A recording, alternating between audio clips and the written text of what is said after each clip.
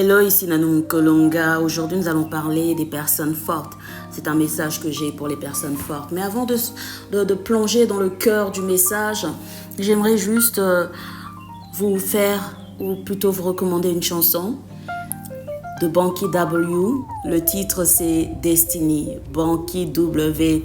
Banky Wellington, c'est celui qui a fait découvrir au monde Wizkid, la star aujourd'hui de l'afro. On appelle ça quoi? Afro-pop, la musique africaine telle qu'elle est. Il y a des stars aujourd'hui, vous connaissez, au Nigeria, Wizkid, et Banky est celui qui nous l'a fait découvrir, qui l'a propulsé. Banky est un politicien aujourd'hui, il est également pasteur. Mais Banky W a un témoignage puissant. 4 fois, il a été opéré, il a souffert de cancer, le cancer qui partait et revenait 4 fois. C'est quelqu'un qui a vécu dans la plus grande vulnérabilité. Il a partagé son témoignage avec le monde. Quand on le voit sourire, quand on le voit sur les plateaux de télévision, on le voit dans les clips, on ne sait pas qu'il est en train de traverser des choses, des dures épreuves, des combats qu'il a su batailler seul, en silence, là où les réseaux sociaux n'étaient pas présents. Il n'en a parlé qu'après, comme témoignage. Mais pendant qu'il vivait tout ça, les gens ne pouvaient jamais imaginer. Les gens pouvaient l'envier. Donc aujourd'hui, c'est quelque chose d'important de savoir qu'il y a des personnes fortes. Mais nous ne savons pas qu'elles sont fortes parce qu'elles ne parlent pas toujours de leur bataille. La chanson de Banky W, c'est une chanson qui me parle beaucoup. Pour des raisons de droit d'auteur, je ne pourrais pas partager cela ici. Mais écoutez, si vous pouvez retrouver ça sur Internet, c'est facile. Ça, c'est juste pour... Ces paroles sont profondes parce qu'il dit, prends tout ce qui est en moi. Je me donne totalement, je dépose ma vie à tes pieds. Si tu peux utiliser une personne qui a échoué, alors moi j'ai échoué tellement de fois. J'ai commis tellement d'erreurs. Cette fois-ci, je veux faire les choses correctement. Utilise-moi. Si tu peux utiliser une personne qui a le cœur brisé, parce que la Bible dit qu'il ne rejette pas ceux qui ont le cœur brisé. Alors Seigneur, mon cœur est ouvert. Si tu peux utiliser une personne dont la vie est complètement détruite selon les gens, le monde, disais, celle-là, elle ne pourra même plus s'en sortir. Là, j'ai dépassé. Elle ne peut plus y arriver. Son rêve, là, ça ne s'accomplira jamais. Alors, justement, cette personne-là, inutile, c'est moi. Utilise-moi. Oh my God. Il dit, maintenant, là, mon focus, c'est seulement d'accomplir ta volonté. Je dépose ma vie à tes pieds. Oh, prends le contrôle de ma vie, mes espoirs, mes objectifs, mes rêves. Je les dépose tous à tes pieds. Je sais que je ne suis pas digne. Parfois, je dévie, parfois je suis un récidiviste dans les choses que tu connais toi-même, mais tu me manifestes toujours ta miséricorde. Franchement, je suis éblouie par ta grâce. Ton amour est tellement merveilleux, Jésus. Tous mes péchés, ma honte, ma culpabilité, tu m'en as sauvé. Tu m'as donné une nouvelle vie. Alors, Père, maintenant là, mon focus, c'est de faire ta volonté. Je dépose ma vie à tes pieds. Tu vois, ça c'est l'explication de cette chanson. Maintenant, tu peux aller l'écouter. Mais avant, reste d'abord, assieds-toi tranquille. Ne pars pas trop vite. Écoute, prends le temps d'écouter ce que j'ai à partager aujourd'hui. Allez, on y va. Je suis DJ maintenant. Je dédicace cette chanson à toutes les personnes fortes du monde, à toutes les femmes fortes, à tous les hommes forts, à tous les champions. Mes champions, dites yeah. Ok. Qu'est-ce que je voulais partager aujourd'hui comme encouragement? Parce que c'est vraiment le cas de le dire, c'est un encouragement. Je me suis rendu compte aujourd'hui que nous n'encourageons pas suffisamment les personnes fortes. Parce qu'elles sont fortes. Tu as une personne forte dans ta famille. Tu as une personne forte autour de toi. Un ami vers lequel tu vas tout le temps. Tout le temps. Peut-être que tu es la personne forte à qui je m'adresse. Les gens viennent tout le temps vers toi. Quand il y a un problème, il faut voir X, il faut voir Y. Tu es là tout le temps à écouter les problèmes des autres. Tu es là tout le temps à donner les bons conseils. Et tu sais parler. Tu sais donner des directives qui s'avèrent être vraiment correctes. Il y a des résultats. C'est pour ça que les gens reviennent toujours vers toi. Ils ont l'impression que tout va bien chez toi. Ils ont l'impression que rien ne peut te faire tomber, rien ne peut te déranger. Tu as toujours le sourire. Mais parfois, les personnes fortes sont fatiguées. Et parfois, les personnes fortes, elles pleurent en silence. Elles endurent jusqu'à ce qu'elles n'en peuvent plus. Les personnes fortes sont des personnes qui n'ont pas été brisées par les circonstances, les événements, les traumatismes de la vie. Mais ces circonstances, ces événements et ces traumatismes ont laissé des marques sur elles. Regarde toute personne forte que tu connais, il y a des marques dans sa vie. Toi, il y a des marques dans ta vie. Parfois, ces marques sont visibles et très souvent, nous aimons les cacher. Tu n'es pas mort dans cette situation. Tu n'as pas perdu la raison. On ne t'a pas enfermé dans un asile psychiatrique. Tu n'as pas perdu la tête au point que tu te retrouves dans la rue en train de trimballer dans le métro à gauche et à droite. Je vois souvent des personnes comme ça. Quand je prends le bus, il y a une femme que je vois souvent quand j'arrive à Roissy, Charles de Gaulle. Et souvent, parfois, c'est tard le soir. Une fois, j'avais une mission à accomplir sur Paris que le Seigneur me donnait. Et ça fait que je puisse me déplacer à 3 heures du matin. Je circulais à travers la ville de Paris. Et à 3 heures, j'arrive là, Roissy, Charles de Gaulle. J'attendais un bus pour prendre la correspondance. Je vois cette femme qui était là. Elle passait la nuit là. Et à chaque fois que je revenais à ces heures-là, elle était toujours là. J'ai dit, mais qu'est-ce qui s'est passé dans la vie de cette femme? Elle semblait avoir perdu la tête. Mais peut-être que c'était une femme forte. Je l'ai vue un moment se déplacer en plein... C'est-à-dire, il y a des gens tout autour qui attendent le bus, il y a des surveillants de la gare et tout. Elle va avec son caddie, elle arrive quelque part, elle soulève sa robe et elle fait ses besoins-là sans avoir honte. Je dis, mais elle trouve normal et puis elle revient à sa place là, elle dort. Le banc là où on attend les bus. Je dis, Seigneur, qu'est-ce qui est arrivé à cette femme? J'ai commencé à me poser plusieurs questions. J'ai dit, je l'approche maintenant là. Parce qu'avant d'approcher quelqu'un, tu dois d'abord savoir, est-ce que c'est ta mission? La compassion, c'est bien. Mais la compassion sans discernement, ce n'est pas bon. Surtout nous qui avons un trop grand cœur, c'est pas bon.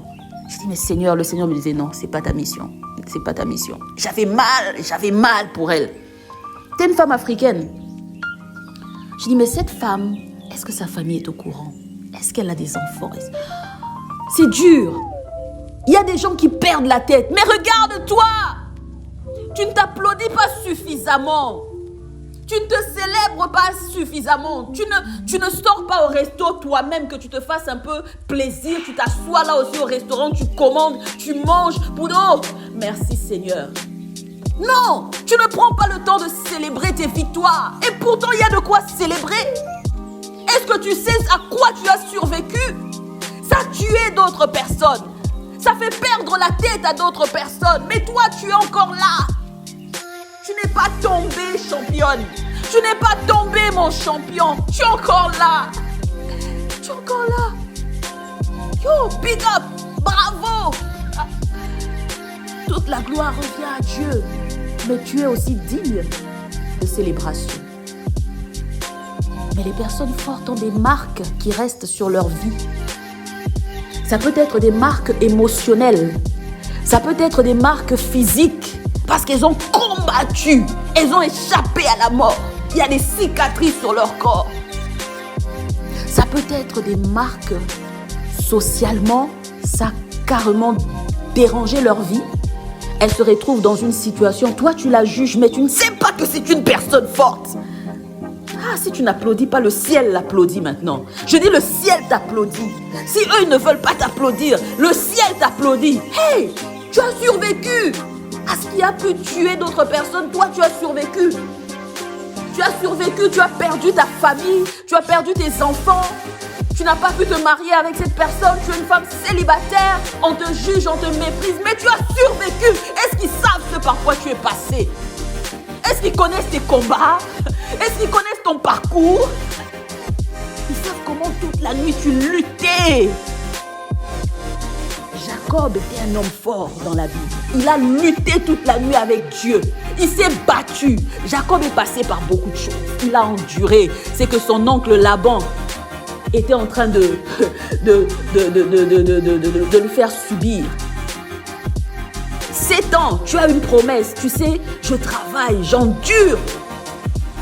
Je fais tout mon possible pour que cette compagnie, cette société, cette entreprise soit ce qu'elle a aujourd'hui. J'ai tout donné. Et après, on te dit, la promotion là, c'est pas pour toi. On la file à une autre personne. La rage. My God. On te dit non, tu vois, cette entreprise, tu es très intelligent, tu as les compétences. On est conscient de tous tes efforts. Mais le comité ou le conseil s'est réuni, disent que pour l'image de l'entreprise, on ne peut pas accorder ce poste-là à une femme. Surtout que tu n'es pas mariée, donc désolé. Ouh. Et tu es là, tu rentres chez toi, tu regardes ta vie. Tu dis, qu'est-ce que je vais faire? Me gaver de chocolat, aller dans une boîte de nuit, prendre le premier venu et me perdre dans les ébats sexuels. Qu'est-ce que je fais? Je me suicide, je fais quoi? Tout peut s'écrouler comme ça en une nuit, en une journée, en un instant. Et pour toi, il y a beaucoup de choses qui se sont écroulées dans ta vie comme ça. Sous tes yeux, tu regardes et tu es impuissant. Tu es impuissante. Femme forte. Homme fort. Tu endures tellement. On dit les hommes ne doivent pas pleurer. Mais toi, tu pleures intérieurement. Toutes les nuits, tu pleures. Et quand tu te réveilles le matin, tu souris. On te regarde, on t'admire. Mais tu es un homme qui souffre en silence. Homme fort. Toi, jeune là. On dit tu es trop jeune pour te préoccuper de toutes ces histoires de la vie. Tu es trop jeune, ça ne te concerne pas. Tu ne vis pas ça, tu ne comprends pas. Mais est-ce qu'ils savent que ta douleur est aussi profonde? Peut-être même pas profonde, mais pire que ce que l'on pourrait imaginer. Ils ne connaissent même pas ta douleur. Ils voient juste ton swag. Ils voient juste un gars là, fashionable. Yeah, un gars là, bien dans sa peau et tout. L'apparence, beau gars, hein, une belle femme, une jeune fille là qui s'habille. Du genre, tu sens vraiment la parisienne, quoi. Mais est-ce qu'ils connaissent ta douleur? Tu es une jeune fille forte. À ton âge déjà, tu as survécu à ça. Ils te jugent parce que tu viens d'acheter ta voiture là. Est-ce qu'ils savent tout ce par quoi tu es passé? Les heures supplémentaires là que tu faisais, même le week-end, tu travaillais, tu bossais. Est-ce qu'ils savent? Ils te jugent à cause d'un sac Louis Vuitton que tu as acheté. Chanel. Est-ce qu'ils savent ce par quoi? Tu t'es fait plaisir un tout petit peu. Tu as enduré.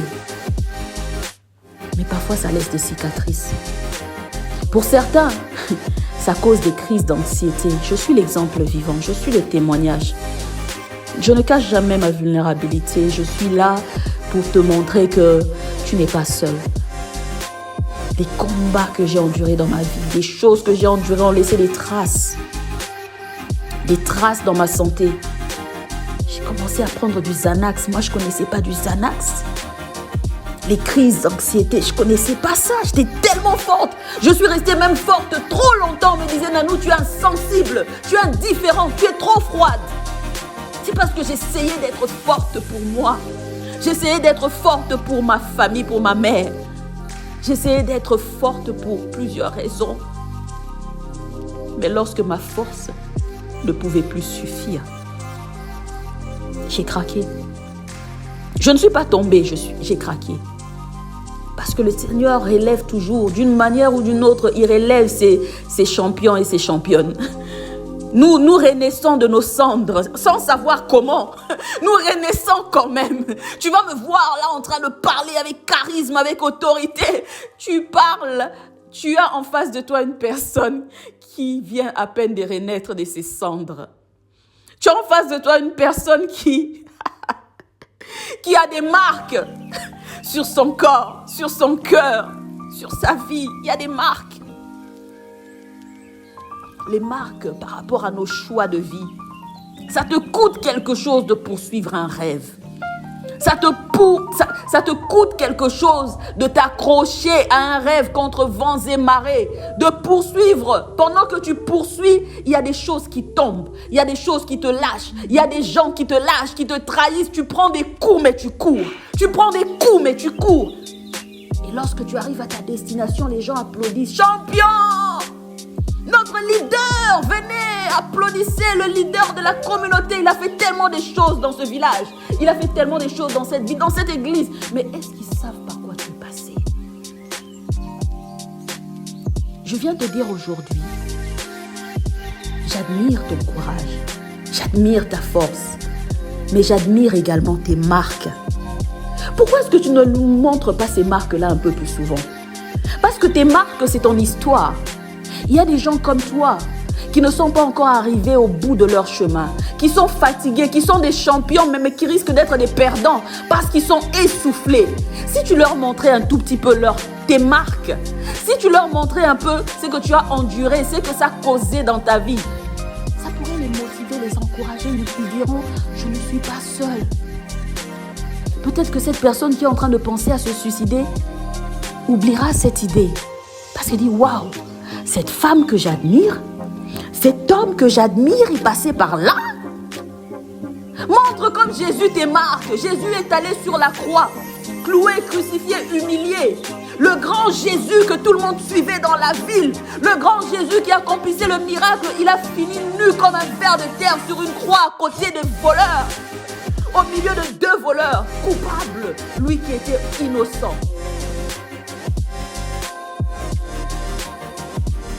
On a cloué ses mains.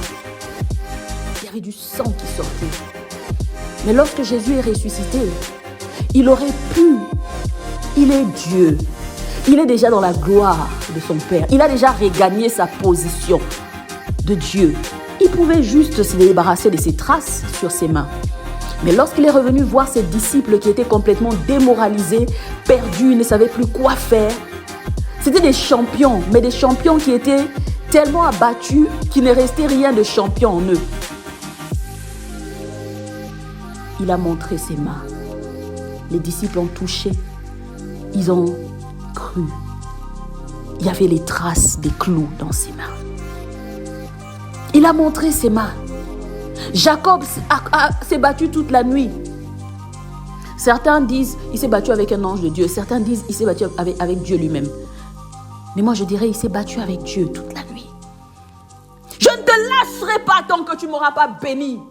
Et pourtant, il savait qu'il y avait son frère qui l'attendait. Il craignait, il y avait la menace, il y avait le danger tout autour de lui. Il a fait partir sa femme, ses enfants, ses ouvriers. Il ne savait pas qu'est-ce que je deviendrai demain. Il s'est battu au point qu'il a eu la hanche déboîtée.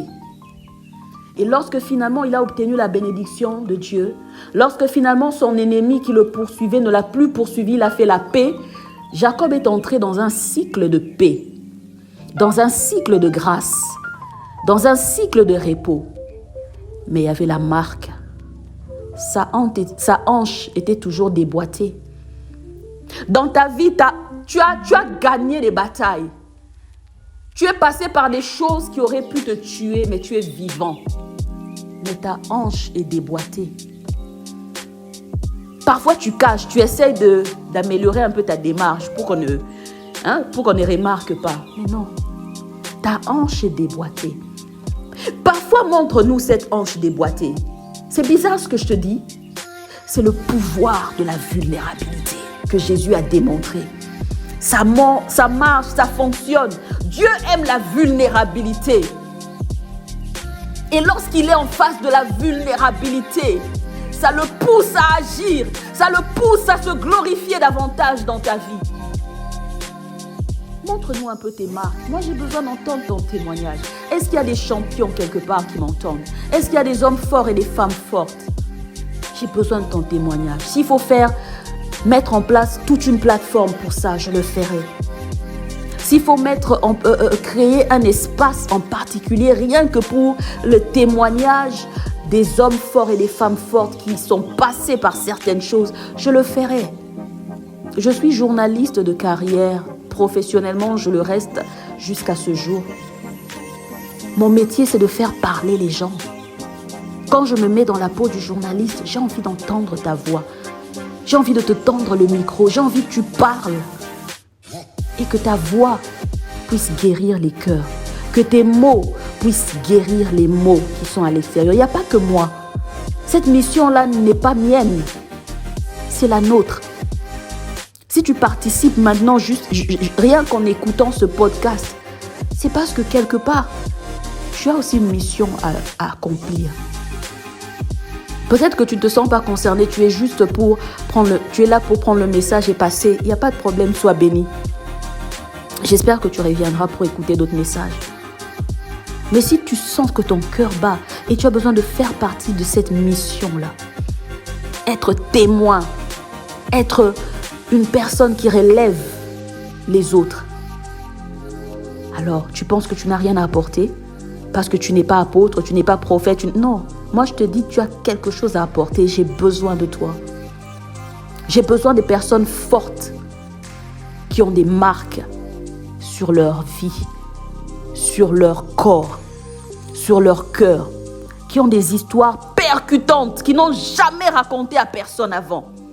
Peut-être que tu attendais un signal du ciel. Tu attendais, tu as ça en toi depuis longtemps. Tu as peur de partager. Tu te dis, est-ce que je dois partager ça ou je dois garder? Mais si tu entends ma voix, c'est la réponse que tu attendais. Partage. Et moi, je t'offre mon micro, je t'offre ma compétence, je t'offre ma plateforme. Viens partager. Que Dieu te bénisse. Je t'aime. Et n'oublie pas, si tu réponds à cet appel de partager ton histoire, on va le faire comme ceci. Écris-moi. Tu peux directement aller sur notre site internet et remplir le formulaire. Et tu expliques que moi, je viens pour l'épisode que j'ai suivi des personnes fortes et je voudrais partager mon histoire, mes marques, encourager. Je voudrais participer. Et en allant sur le site principal de l'association ou de la plateforme berchebaccm.fr, il y a également des contacts. Nos réseaux sociaux, Instagram, Facebook, tu peux nous contacter. Et ma page Facebook également, Nanou Mukolonga, tu peux visiter, demander, envoyer ta demande d'amis, faire une demande d'amis et m'expliquer que tu as suivi l'épisode du podcast. Et nous parlerons, ok? Love you. Mouah.